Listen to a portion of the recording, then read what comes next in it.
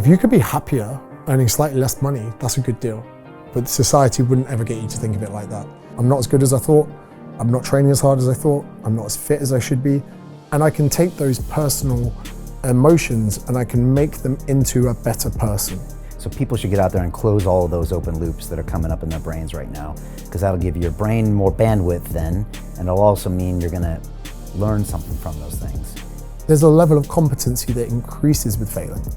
And if people could only see failing as a pathway to getting better, suddenly getting rejected by the girl or asking your boss for a pay rise and them saying they don't have the budget, all of these things, they pay into developing your skills of communication, rejection, failure, and that bulletproof nature that you can grow over time is what will mean in a few years' time, people will look at you and go, it's all right for him, he's confident. When people are looking for confidence in something, really they're looking for something to get them to point in the direction of taking actions.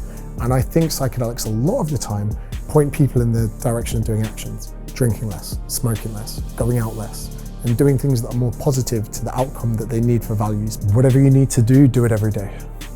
5 times a week versus every day, I think every day is better. You can never do these things too frequently, successful habits, because it shouldn't be a weekday thing, it should be an everyday thing.